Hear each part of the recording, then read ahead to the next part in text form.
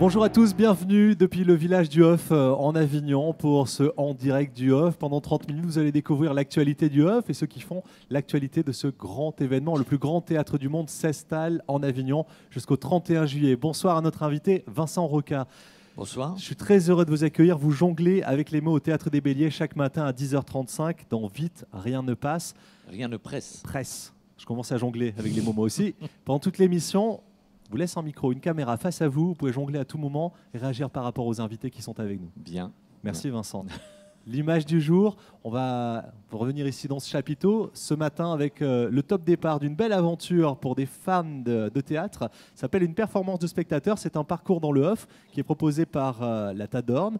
C'est jusqu'à 22h30. Le Tadorne. Et j'accueille Christophe Galland pour en parler. Bonjour Christophe. Bonjour. Vous êtes le programmateur ici de ce chapiteau et des événements, des rencontres qui sont régulièrement organisées. On a choisi d'illustrer avec les images du Tadorne et de ce parcours dans le Hof. Mais ce n'est pas tout jusqu'au 31 juillet. Il y a le carnet du Hof, un riche programme d'événements ici. Ah oui, comme vous ne l'ignorez pas, voilà le carnet du Hof.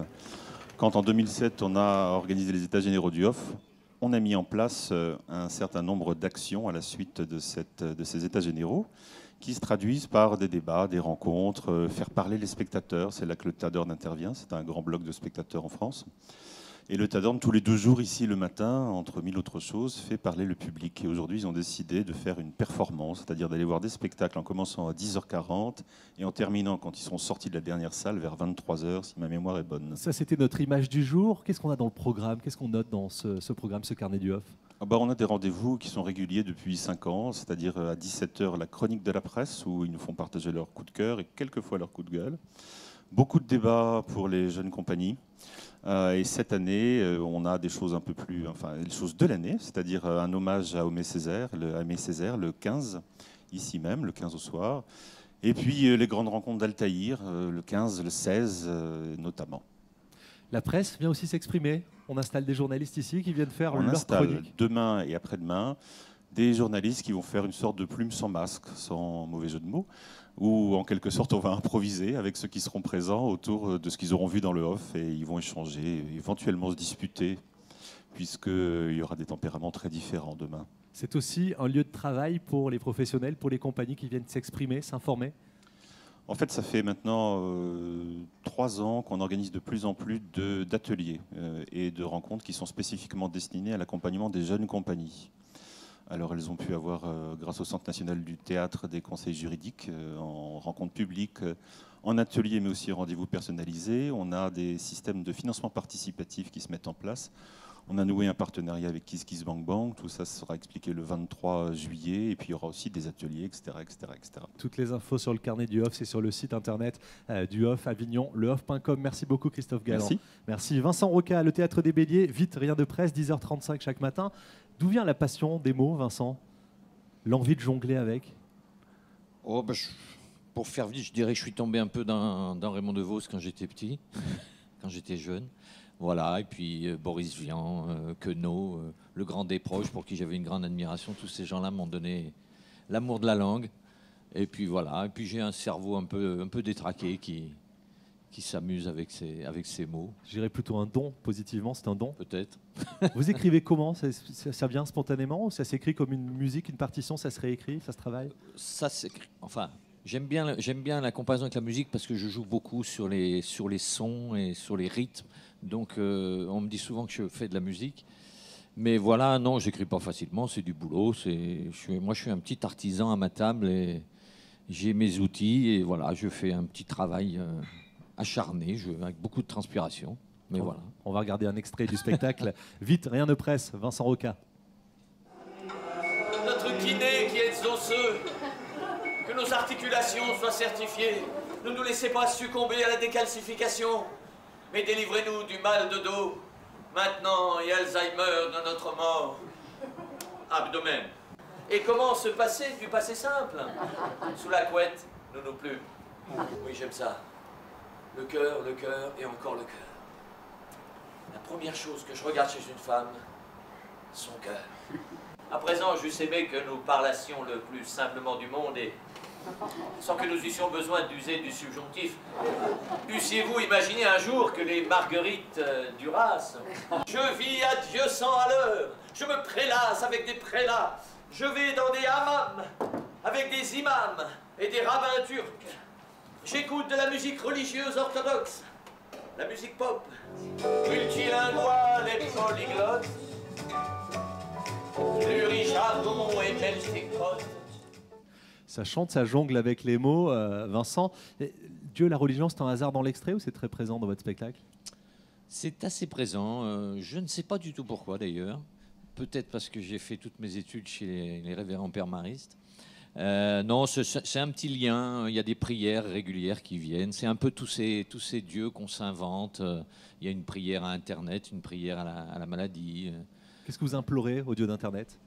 C'est le très haut débit, notre très haut débit qui est dans l'air, que ta grande vitesse soit sanctifiée, que tes mégabits déferlent sur la terre comme au logiciel. Donne-nous aujourd'hui nos mails quotidiens. Pardonne-nous nos téléchargements, comme nous pardonnons aussi à ceux qui nous ont espionnés. Ne nous soumets pas à la coupure de connexion, Adopis, Satanas. Mais délivre-nous du bug et des spams, ad vitam aeternam, ad vitam internet, @. Comment vous travaillez avec Gilles Gallio, le metteur en scène? Pardon? Comment travaillez-vous avec Gilles Gallio, le metteur en C'est un scène? grand bonheur. En fait, je lui ai amené au début, on a fait ce qu'on appelle du travail à la table. On a mis plein de textes, je lui ai amené plein de textes, et puis voilà, on a lu ça. C'est lui qui a trouvé cette idée du temps qui passe comme fil rouge. Et puis voilà, après on a fait ça sur scène, et voilà, il a plein d'idées, il théâtralise les choses. Les mots seuls comme ça, dit assez vite, comme je le fais souvent, ça peut vite être épuisant. Là, il a vraiment créé un univers.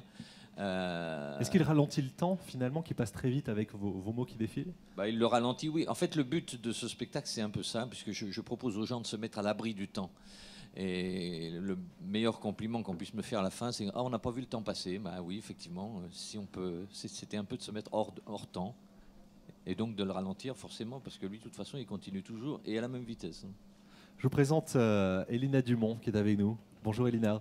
Bonjour David. Elina Dumont est en Avignon pour 2 représentations exceptionnelles du spectacle qui s'appelle Des quais à la Seine. C'est au Bourgneuf. Ce sera ce soir et demain soir, donc les 12 et 13 juillet à 22h15. Elina Dumont, vous avez écrit « Longtemps, j'ai habité dehors ». C'est comme ça que je vous ai découvert avec ce livre chez Flammarion, dans une interview très émouvante où vous racontez votre passé, vous racontez la rue très jeune, les familles d'accueil, la difficulté, les galères. J'ai retenu quelques thématiques dans le livre avant de parler du spectacle qui est finalement un regard sur l'exclusion. Il y a quelques chapitres qui s'appellent « Manger », un chapitre très dur qui s'appelle « Se laver », tout simplement.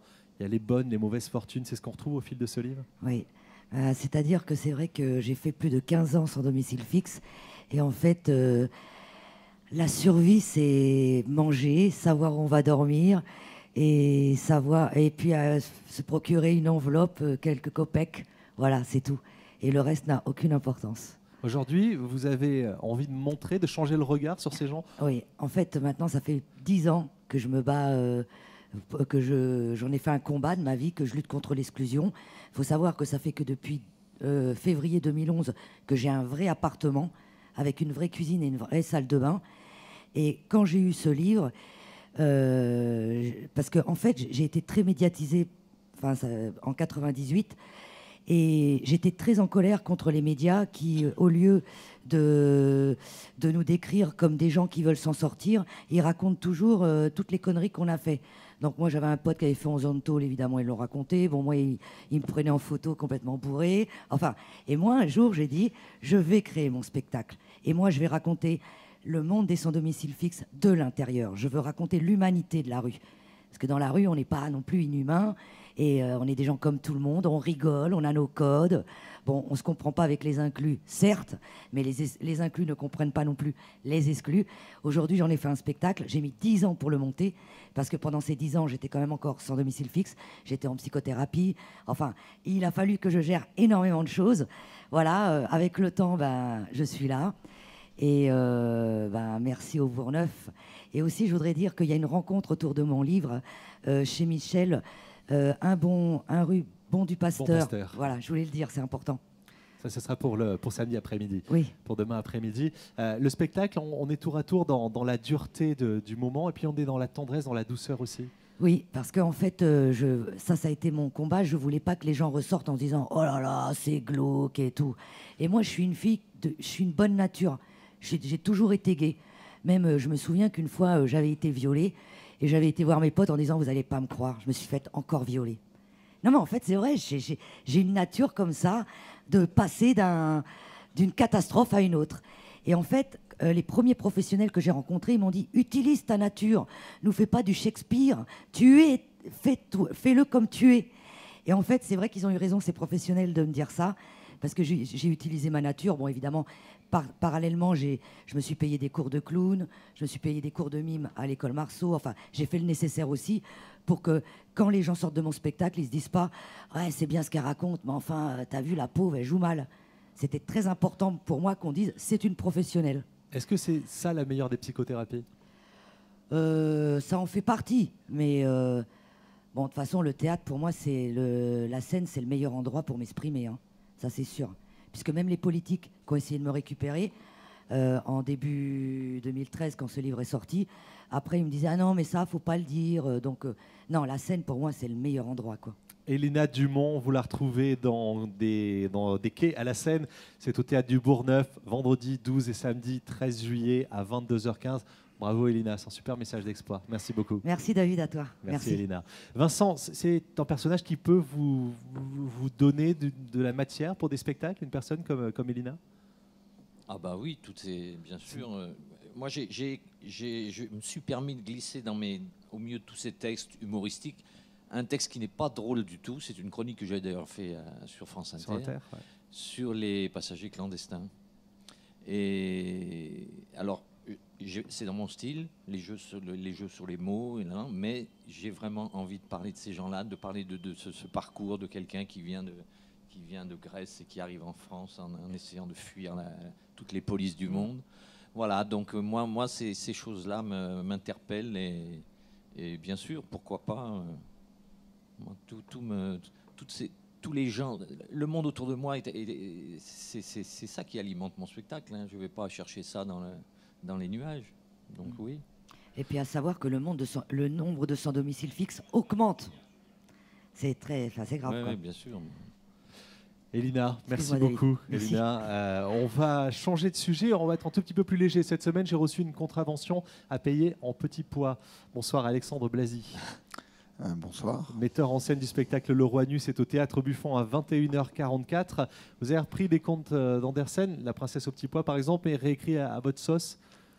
Exactement, donc pas exactement totalement réécrit à ma sauce, parce que c'est un auteur russe des années 30 qui les a écrits. Il s'appelle Evgeny Schwartz, mais nous on s'est occupé de l'adaptation pour en faire une version, on va dire, punchy, qui va vite, qui est menée tambour battant. Donc c'est notamment Les habits neufs de l'empereur d'Andersen, La princesse aux petits pois et Le porcher amoureux. On va regarder quelques images extraites de ce spectacle au Théâtre Buffon, Le Roi Nu à 21h44. Ça sera 100 fois. Princesse, le roi peut vous voir. Oh, eh bien, mettez-vous en rond autour de nous avec vos robes, vous nous cacherez. Allez, vite. Très bien, je me déploie, je me déploie.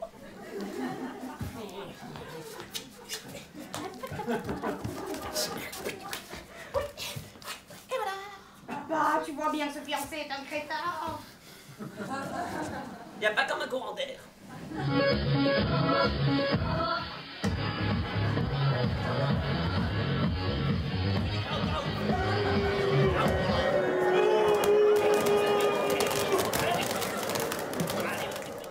Le Roi Nu, c'est à découvrir au Théâtre Buffon, 21h44 tous les soirs. Alexandre, est-ce que les enfants sont surpris? Les parents leur ont raconté les contes et ils les voient différemment cette fois-ci? Oui, les enfants le prennent très bien, en fait, même si l'horaire est un peu tardif. Mais oui, les enfants sont très surpris parce qu'on fait participer également le public. Et c'est vrai qu'on reste dans un univers d'Andersen, mais que nous, on nous a beaucoup dit que c'était un peu Monty Pythonesque. Donc on l'a repris dans notre esprit et dans notre communication. On fait également quelques petites références fines au Monty Python, à Sacré Graal et à des choses comme ça. Donc c'est vrai qu'ils n'ont pas l'habitude de voir des personnages peut-être aussi poussés, où chaque personnage, on peut se dire, lui, il en tient vraiment une bonne couche. Je ne sais pas trop d'où il sort, mais il a l'air bien taré. C'est un peu ce que je me suis dit quand vous êtes venu flyer avec une contravention pour réunion en public, stérilisation abusive et d'autres choses comme ça. Ah oui, c'est vous, ouais, Ouais. d'accord. Oui, tous les motifs sont bons.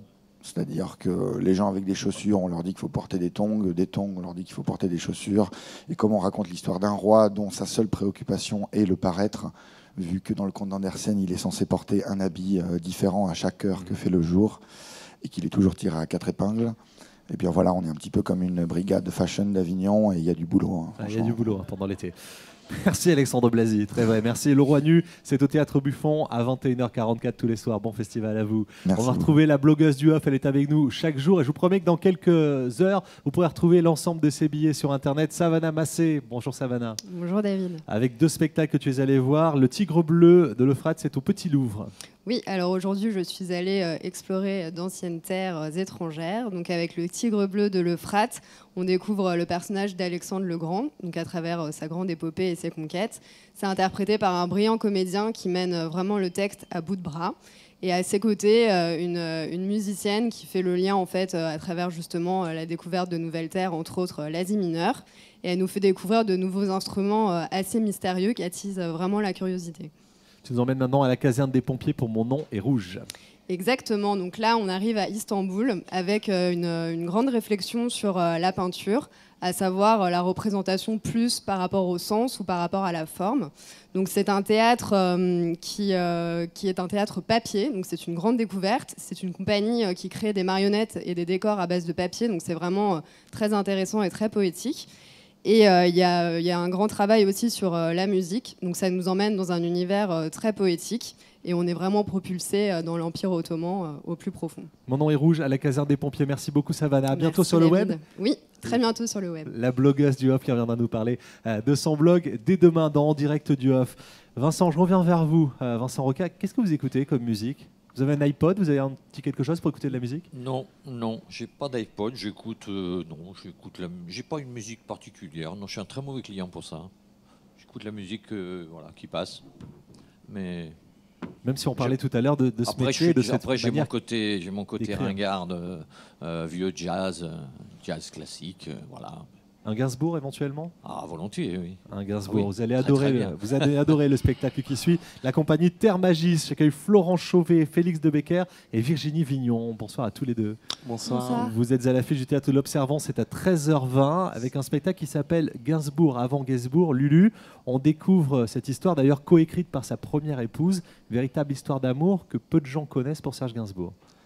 Ouais, c'est vrai, une histoire d'amour pas très médiatisée. En effet, elle a écrit un livre qui s'appelle Lise et Lulu, où vous pouvez retrouver tout le récit de leur histoire, une dizaine d'années ensemble environ. Et on s'aperçoit aussi que Gainsbourg était un homme très tendre, très près des femmes, et très près de cette femme en particulier. Oui. On le découvre peintre à côté de Lise ? C'est ça, peintre à la Schola Cantorum et à l'atelier de peinture de Montmartre, tout d'abord. Où ils se rencontrent et où elle, je vais laisser peut-être parler Lise Lévitsky, qui est Virginie Vignon. Vignon. Donc j'interprète Lise Lévitsky, la première épouse de Serge Gainsbourg, donc dans sa période de bohème, c'est-à-dire dans les années 50, lorsqu'il était peintre, et dans ses débuts de chanteur au cabaret Milor-Larsouille. Donc voilà, c'est toute cette période de sa vie. Elle était très amoureuse de lui. Il la trompait, elle le trompait. Mais bon, ça a duré 7 ans. Voilà, donc ma camarade Félix qui joue... Oui, qui joue Lise Lévitsky moi quand elle était jeune. Moi jeune. Voilà. Qui vous a emmené dans cette aventure ? Alors c'est donc qui nous en est entendu, c'est notre producteur qui est pas très loin, Jean-Sébastien Mével, qui a organisé qui connaît très bien Lise Lévitsky, c'est une amie à lui.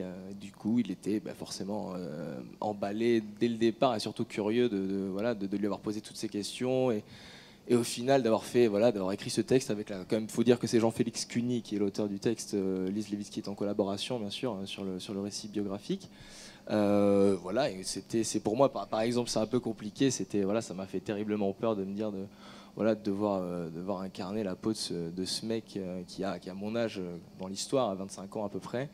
Ça fait un peu peur, on se décolle un petit peu les oreilles, on fume pas mal de gitane et puis Et ça joue. C'est au Théâtre de l'Observance à 13h20 tous les jours. Gainsbourg avant Gainsbourg, Lulu. Merci à tous les trois. Merci beaucoup. Merci beaucoup. Merci. Il jonglait avec les mots, Vincent Roca. Serge Gainsbourg jonglait lui aussi avec les mots. Ah oui, il avait une brillante écriture, hein, très très beau. Et quand on réécoute des anciennes chansons qu'on ne connaît pas, on découvre des petites perles de langage merveilleuses. Et il y a la musique derrière. Oui, on y est venu à la musique. la compagnie Zapoy s'installe maintenant sur le plateau d'En Direct du Off pour découvrir un spectacle de marionnettes, fantômes et barbelés. Bonsoir à tous les deux, Denis Bonnetier, Luc Vincent Perche. Bonsoir. Le spectacle de marionnettes, on s'attend toujours à quelque chose d'amusant, de souriant. Là, pas du tout. Tranché, on est en pleine guerre. Vous avez choisi les marionnettes pour interpréter dans ce spectacle deux jeunes soldats qui évoquent leur quotidien et qui vous entourent. Denis, Luc Vincent, ouais. C'est ça l'idée. Tranché raconte l'histoire de deux soldats morts qui se retrouvent dans les limbes. Et la mort, pour réussir à les apaiser, va convoquer les fantômes, donc qui seront évoqués sous différentes formes en marionnettes. Et en évoquant les fantômes, vont leur permettre de comprendre mieux leur histoire et pour leur permettre de mourir. C'est à Présence Pasteur à 12h40. Voici un extrait de ce spectacle, Tranché. Premièrement, utilisez toujours le même mot afin d'exprimer la même idée. Ah bah t'arrives bien.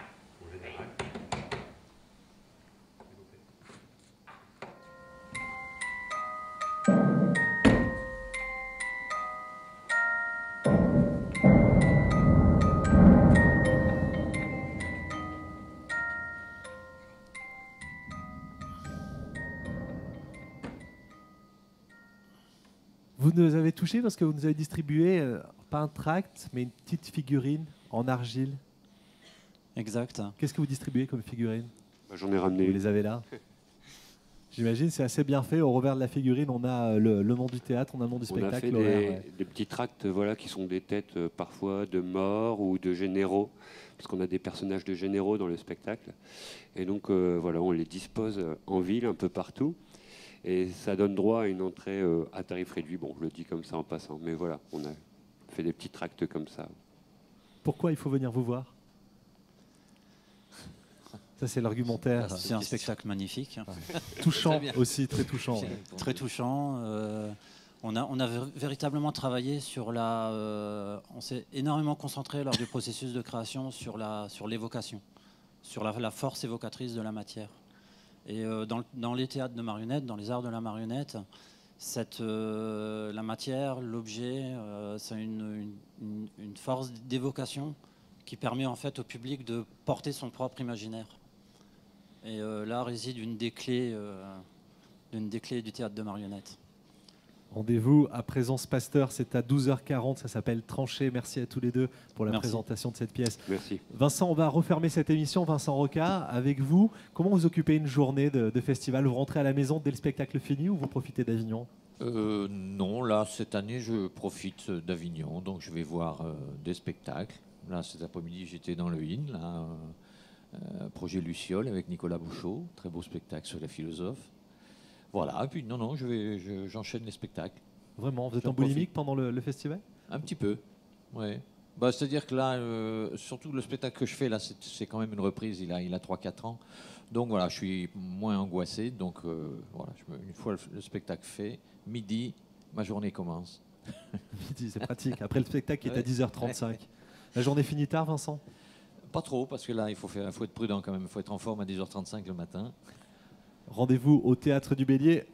Vite, rien ne presse. Allez-y doucement aussi le matin. Merci d'avoir été l'invité de cette 5e émission d'En Direct du Off, Vincent Roca. Merci beaucoup.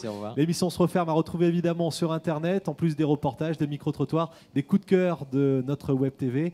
Bienvenue sur Festival Off TV. On se retrouve demain, 18h15, en direct depuis le chapiteau du village du Off.